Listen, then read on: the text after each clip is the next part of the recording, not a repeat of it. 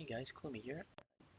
Just want to say, for all of you who follow along, the sporadic releases are due to my schedule at work currently, which take away a lot of recording time and any time I get to do that, so actually do some video editing. With that said, the last episode of the Let's Play ended horribly, so I think hardcore is definitely not meant for me. But I've been thinking about what kind of new things to do. So I thought, currently play on a server with a couple of buddies, and instead of splitting my time across two worlds, I thought why not just record and do a Let's Play series based on this world here. And that's where we are. We're in the home treehouse. For those of you who've seen some of my other videos, my tutorial on floating islands, I'll just drop a link in the description down below. If you haven't seen it, it's got far more views than I thought anything that I would make would get. So as a mini celebration and a kind of intro to the new series, I thought I'd do a quick showcase of this server world and the bits that I've built so far, and give you a flavour for what's to come later on in the season. So as I said, this is the home treehouse. I really like the jungle wood, and this was kind of what I was hoping to do in the first hardcore series. I had my bunk bed set up, but because there was no valid spawn points every time I died, so I've had to move the bed for now until I come up with something a little bit better. From up here we can kind of get a better view of our little jungle home. We have a nice little wheat and melon farm on this platform. This one's a bit unfinished and it's going to go up to this super tall tree. And you can see a couple of other platforms down below, so let's go and have a look at them. One of the things I love about this jungle treehouse is all the vines ever make getting back and forth super easy. So here's a cow farm where we've been getting some leather and some good pork chops, but it looks like it's been cleared out recently. Tons of cows keep escaping through blocks, so I kind of need to tweak the design maybe, or maybe just use a entity crowning way of killing them instead of relying on the looting sword, because that might make it slightly more better. So we're back up here. Oh, got a visitor. This is the storage hut. To keep these jungle pods looking, pretty compact and actually be able to be supported by these trees. I've kept them quite small, so there's not much storage space here, but for future and bulk storage, we've got something different in mind. Now, I want to finish this out by coming up here, and there's no ladders in this treehouse, it's all vines. I was trying to make it look as natural as possible. I would like to put an enchanting room up here, just because I think it would look pretty cool having either a platform or another hut to hold our enchanting blocks. Now, from up here we can see the bridge which heads off into the jungle proper, and you can also kind of see in the distance another little platform. And we'll come to that right at the end.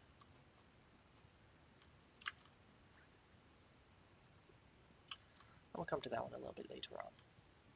So here we have our suspension bridge, which links the main jungle base to the mainland of the jungle proper. And you can kind of see slightly more. You can slightly see the platform out there. That platform was the original base where I started, because spawn is pretty much bang right there next to that ruined portal.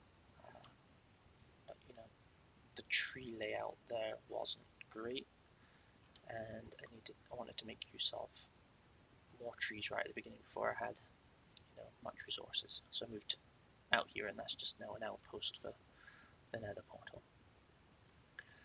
But over here we have a series of 4 platforms which look over our abandoned well type structure. These platforms, if you can see on the mini-map, there's 2 Endermen who have been here for days, and they're not the first 2 to get stuck, and for whatever reason they accumulate here. But what we really want to see is down there, so let's go.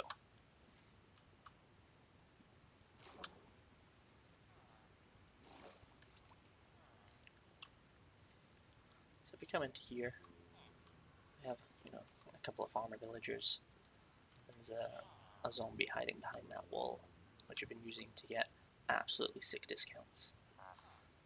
And we had a couple of holding cells for villagers who used to be there.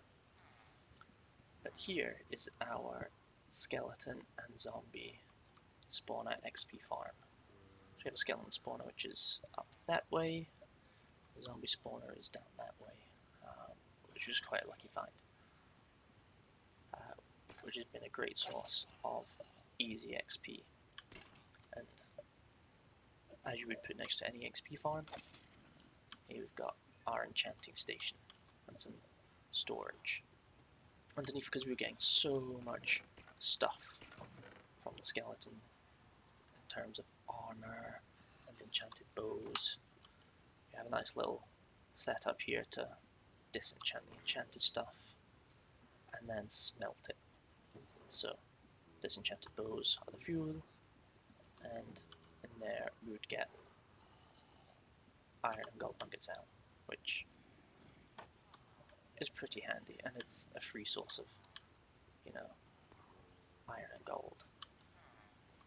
Which kind of brings us back to, and as you can see by the floating librarian heads, the main focus of this server has been so far. Let's walk backwards into it. A nice little tunnel here, which once I figure out for lower pattern, we can fix that. But I really wanted to do a dwarven style build.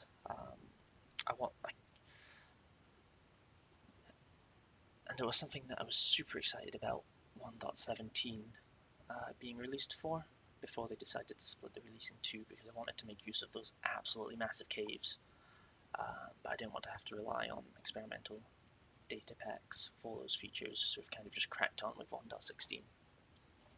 But anyway, I wanted to do a cool dwarven style build to contrast with like the jungle wood elf type, maybe even Ewok type build up in the trees.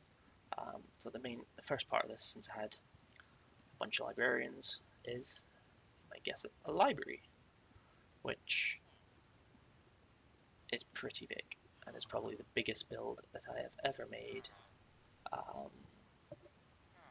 from start to finish.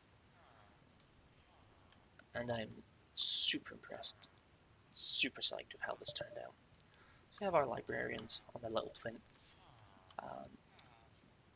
and they're high enough that they should be safe from zombies. Who's he?